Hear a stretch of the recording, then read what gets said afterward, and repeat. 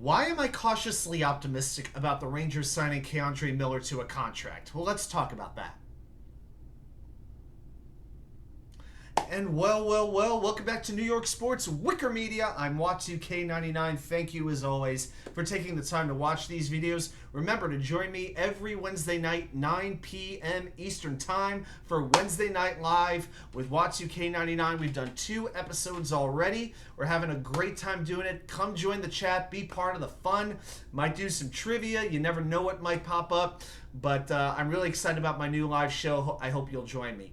And on the last show, I talked briefly about the Rangers signing defenseman Kandremiller to a 2-year deal. I wanted to talk a little bit more about that tonight. So, the Rangers signed Miller to a 2-year contract, $3.872 million per year. So, the 23-year-old Miller will enter his 3rd full season in the NHL.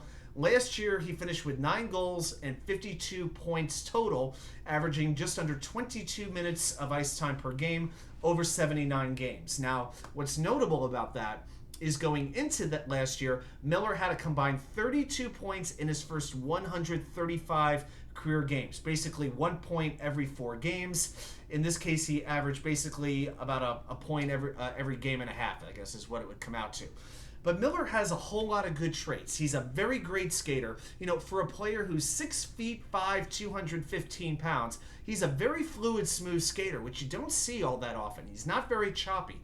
And he's not afraid to put his body at risk. He's got 277 career block shots in 214 games. And I think this gets overlooked a lot.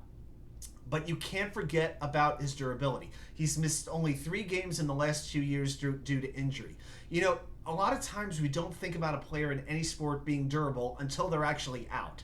So it can't be overlooked that Miller has been a steady, reliable presence on the Rangers roster every single night. Now, on the negative side, his defense scares me. Okay, he and jacobtrouba had 55 goals against during 5-on-5 time last year. That is the second most of any defensive tandem in the NHL. That is inexcusable, and it has to change this year. He gets caught out of position at times, and I think that's why a lot of Rangers fans get very frustrated with him, and I get that. But not only that, the turnovers infuriate me. He had 68 giveaways last season. But here is why I'm not ready to throw him aside and say he's not a good defensive defenseman. He only started playing defense when he was 17 years old. So he's been a defenseman for basically 6 years. It gives me some optimism that he could still improve his defensive awareness. I'm cautiously optimistic, as I said, but you have a new coaching staff here. Okay, you've got peterlaviolette with assistants like Michael Pekka, Dan Muse, and especially philhousley, one of the best defensemen of all time.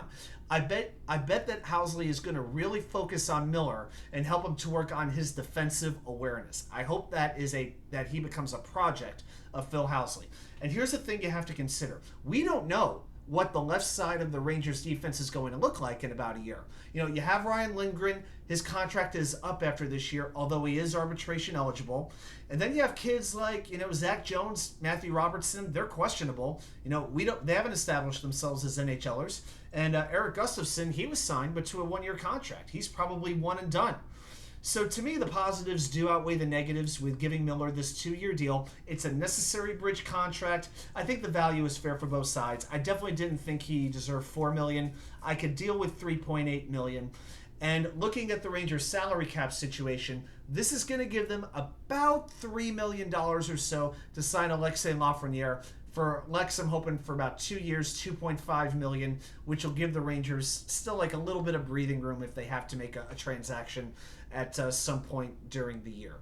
So all in all, I'm in favor of the Miller contract. Not too much, not too long. Let's see how his game can grow over the next 2 years, because I still think it has room to grow. Well, those are my thoughts on Kandremiller and his contract. I want to see yours. Put them down there in the comments. Are you in favor of the Miller contract? And how hopeful are you for the future? Thanks, everybody, for watching. I'll see you right back here with more content from you know where, the Wicker Chair.